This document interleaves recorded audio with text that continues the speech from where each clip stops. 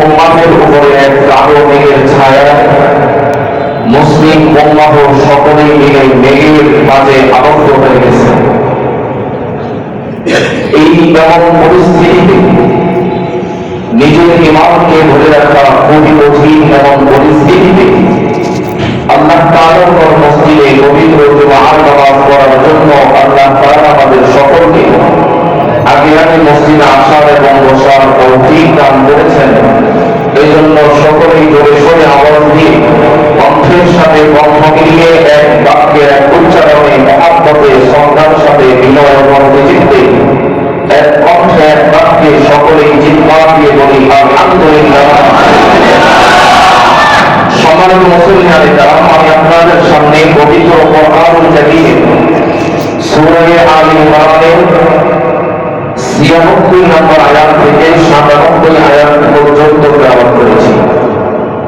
নির্ধারিত সময়ের মধ্যে ইনশাআল্লাহ এই আয়াতের উপরে আমরা আলোচনা করব। আপনারা আমাদের সকলকে আমলের নিয়তে ইখলাসের সাথে কথাগুলি শোনা এবং এর উপরে আমল করার তৌফিক দান করুন। সবাই বলেন আমিন।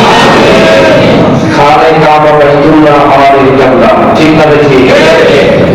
খানে কাবা বাইতুল্লাহ থেকে কিবলা হয়েছিল বাইতুল মুকাদ্দাস, ফিলিস্তিনে যেটা অবস্থিত। প্রায় 16.5 মাস আল্লাহ নবী কিবলামুখী হয়ে বাইতুল মুকাদ্দাসের দিকে ফিরে নামাজ আদায় করেছেন। প্রায় 16.5 মাস আল্লাহ রাসূল ফিলিস্তিনের বাইতুল মুকাদ্দাসের দিকে ফিরে নামাজ আদায় করেছেন। শুধু ওই দিকে ফিরে নামাজ আদায় করতেন আর আসমান মক্কা শরীফ, এটা মুসলমানদের হৃদয়ের স্পন্দন। আল্লাহ তাআলা এই বাইতুল্লাহকে আবাবিল পাখির মাধ্যমে হেফাজত করেছেন। এই বাইতুল্লাহকে ধ্বংস করার জন্য ইহুদি বেঈমান খ্রিস্টানেরা অতীতেও বহু চক্রান্ত করেছে, বর্তমানেও চক্রান্ত করছে। যারা মক্কা নগরীতে গিয়েছেন, মদিনায় গেছেন, মক্কায় প্রবেশ করার আগে কোরআন শরীফের দেয়ালের মধ্যে একটা গেট পড়ে আছে না?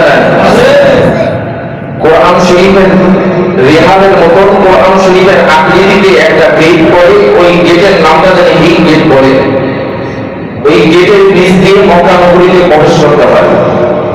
আল্লাহ রাসূল সাল্লাল্লাহু আলাইহি ওয়াসাল্লাম এই গেটের সীমানা দিয়ে দিয়েছিলেন যে এই গেটের ভিতরে কোনো ইহুদি, কোনো কাফের, কোনো বিদ্রোহী প্রবেশ করতে পারবে না।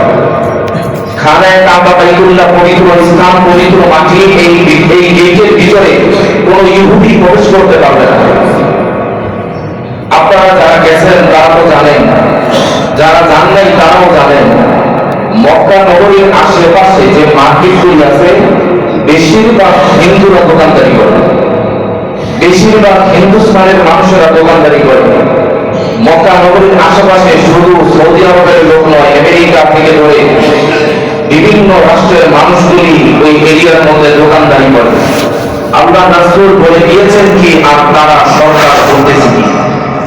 পুরা খানায়ে কাবা বাইতুল্লাহ এরিয়াটা তারা ইহুদি বেঈমান দিয়ে ভরে ফেলছে। অথচ আল্লাহ রাসূল নিষেধ করে গেছেন যে খানায়ে কাবা বাইতুল্লাহ ভিতরে প্রবেশ করা নিষেধ। এটা হলো পবিত্র স্থান, এখানে কত মুসলমানরাই প্রবেশ করবে। বাইতুল্লাহর ইতিহাস এই সূরা আলে ইমরানের ৯৬ নম্বর আয়াত থেকে ৯৭ আয়াত পর্যন্ত আল্লাহ তাআলা বিস্তারিত আলোচনা করেছেন।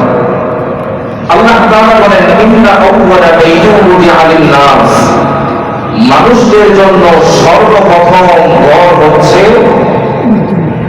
বিবাক্কাতা, যেই ঘর মক্কা শহরে অবস্থিত। মক্কা শহর কাকে বলে? বর্তমানে খানায়ে কাবা বাইতুল্লাহ যে আমরা বলি মক্কা নগরী, এই মক্কা নগরীর আগে নাম ছিল মক্কা শহর, যে নাম আল্লাহ তাআলা কোরআনের মধ্যে বলেছেন।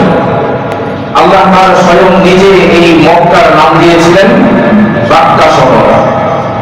আল্লাহ তাআলা বলেন, ইন্না আউওয়ালা বাইতুন উদিআ লিন-নাস, মানুষদের জন্য সর্বপ্রথম ঘর হচ্ছে বিবাক্কাতা, মক্কা শহরে, যেটার নাম বর্তমানে হলো মক্কা শরীফ। ইন্না আউওয়ালা বাইতুন উদিআ লিন-নাস আল্লাযী বিবাক্কাতা মুবারাকান ওয়া হুদাল লিল-আলামিন, যেই মক্কা শহরে আছে অনেক সুন্দর সুন্দর নিদর্শন। আল্লাহ তাআলা বলেন, ফীহি আয়াতুন